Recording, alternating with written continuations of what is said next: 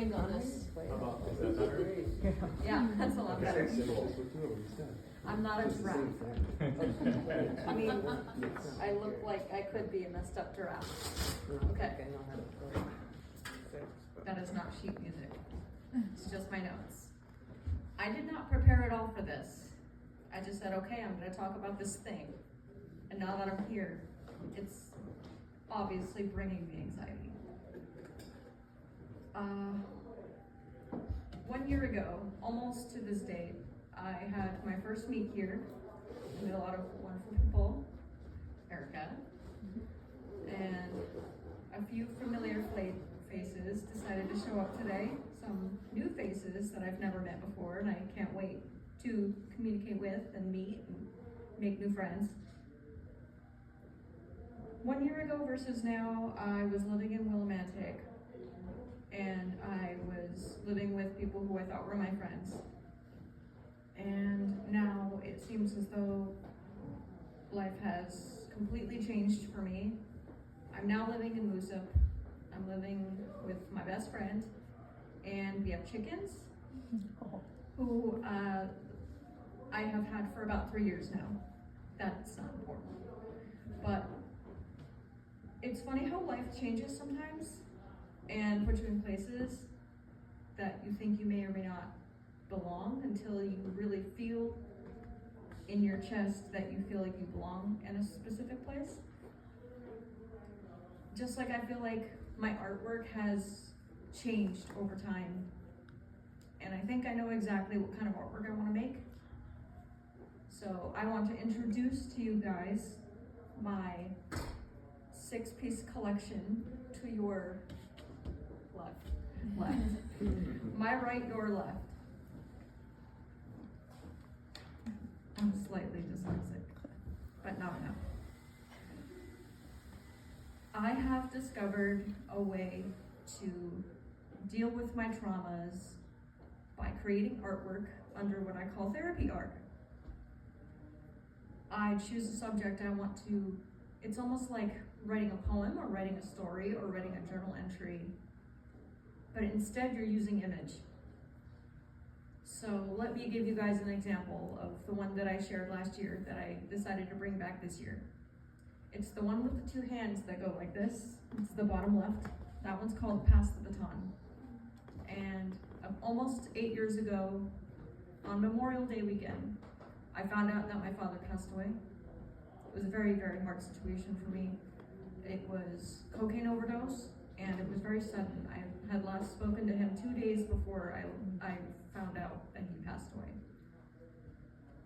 And through my traumas of therapy, I learned that because of that situation and because of all my past experiences with my family and my personal life, growing up as a kid, I was given a PTSD screening. And I'm sharing this because this is very real to mental health and awareness to mental health. You had to get a 32 to pass a PTSD screening. I was at a 57. And I want to say that I'm surprised, but I'm not. I don't think that I have been okay a lot of my life. I can say one day that I'm happy, and then one day I'm spiraling, and I don't know where the spiral ends. It's kind of like a tornado. You're sucked down a tornado and you don't know where the end of that tornado is. I'm currently in therapy to get help for my PTSD, and at the end of May, I will probably learn what kind of PTSD I have. It's not caused by my dad. My dad figuring out that he passed away was the icing on top of the cake, basically. So everything else that came before it was a byproduct of everything that led up to that point. Because to those who don't know me, I loved and admired my dad very much. He drew as well, so the fact that I draw, I see myself in him every day.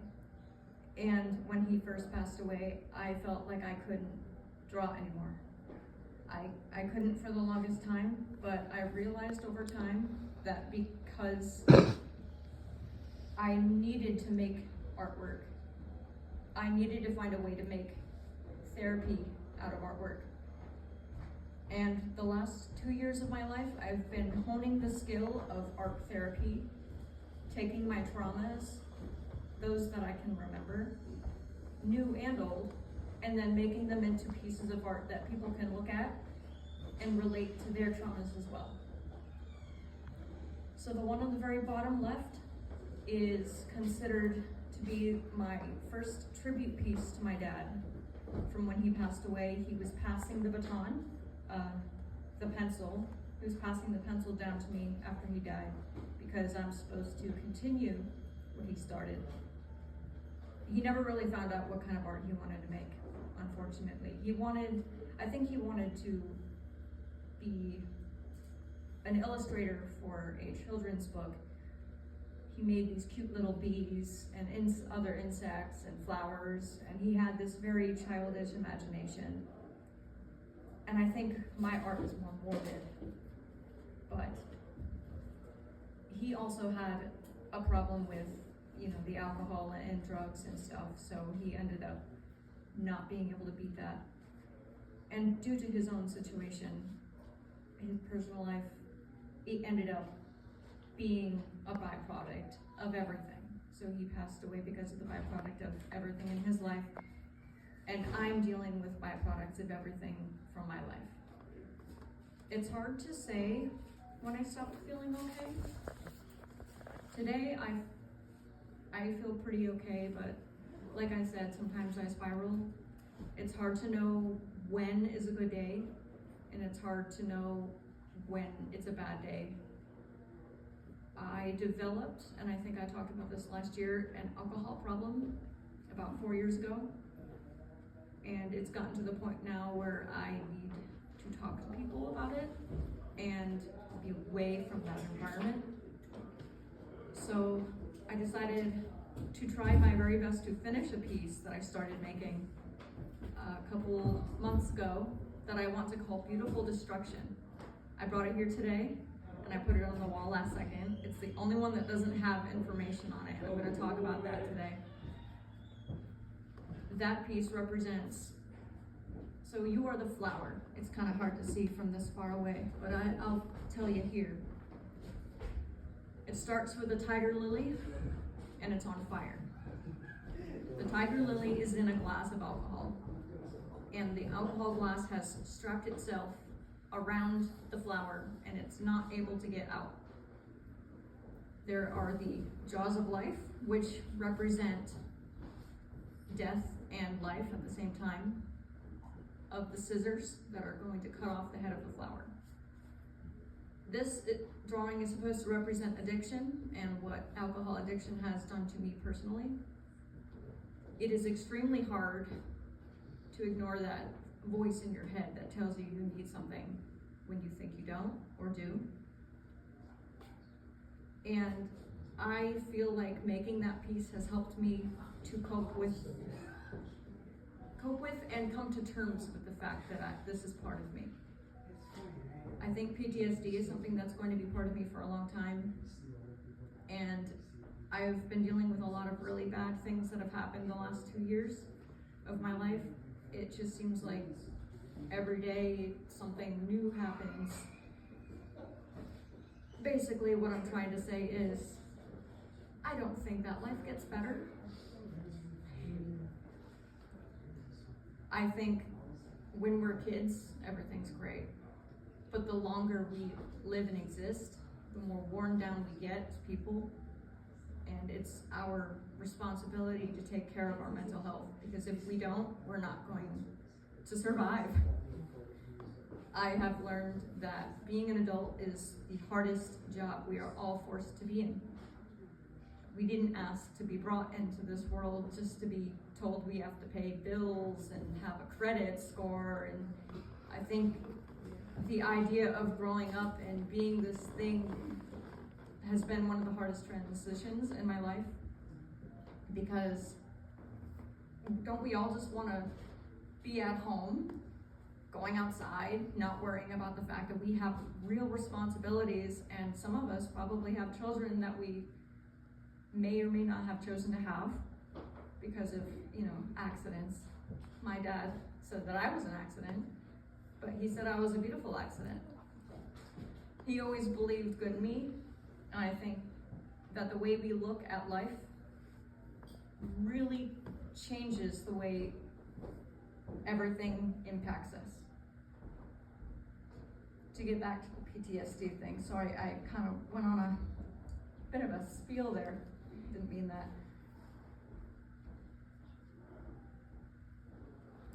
I think that trauma and experiencing things makes you who you are, rather than the opposite way around. I think that the more you have dealt with horrible things, the more you realize that you are a kind person and you would never do that same thing to other people. Because my dad was a very, very, very kind person. One day I was walking with him when I could visit him, and there was an old woman around 80 or so years old struggling to get a carriage full of groceries across the street. And he ran ahead, and when I say ran, I mean he had a pep to his step. He wanted to make sure that he got to this person as fast as he could so he could help. He would often give as much as he could to people, even though he had nothing himself. And I think that's an extremely good lesson to take in, that even if you don't have anything, there's still a lesson that you can bring to people. I have tried very hard to learn and to come to terms with the fact that all of this negativity is part of me. It isn't me, but it is part of me. It's almost like living with an animal that you can't control, and it's scary and people are scared of it, but it's still part of you. It's still with you forever. It's just learning how to cope with the fact that it exists. I want to try to release lessons on how to create therapy art, because it's helped me to get through a lot of very traumatizing things that I've been through in the last 3 years of my life. One of my friends died from cancer recently, last year, just 2 months after her mother passed away. So, wait, I got that wrong, I apologize. 32 years old, passed away from alcohol because she couldn't cope with the fact that her mother died from cancer 2 months before. You guys all know what I'm saying, right? Yeah. It's hard to gather the thoughts when they all want to come out at the same time. I had to live through that because that 32-year-old woman used to change my diapers when I was a kid, when I was a baby. This mother and this 32-year-old woman were in my life from the moment I was born, and I had to live through hearing how they passed away. And the second time we went to the second memorial service 2 months after her mother passed away, I realized I couldn't feel anything. I didn't have any feelings of grief to give because I gave all of them to the first person. And it made me wonder, we're not supposed to do that. We're not supposed to feel so much at one time and then experience it again. So that's why it's extremely important to take care of your mental health. I don't really know how to end this, but I think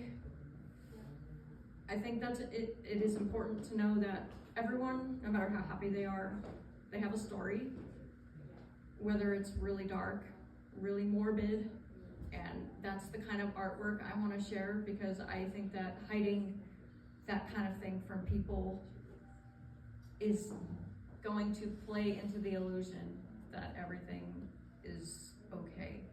I think we need to, as people, be okay with not being okay. And I can't wait to create more pieces of artwork for you, but in order to do that, I have to experience grief. That's the downside, you know. So, whenever you guys get a chance, I would love if you guys read the descriptions on what these pieces mean, and there are attributes and details to parts of these drawings and what they mean and how I put them in the art, because that's the kind of artist I want to be. I don't want to be labeled as like cultured or sophisticated. I'm just one of those gutter rat people who loves to wear color and loves to express themselves. I don't want to hurt people, but I think that it's important to show your hurt to people so they know how to help you. And I don't know if this is a lesson that anyone needed to hear today, but I hope that it does help someone today. Thank you. By the way, making notes does not help. I just want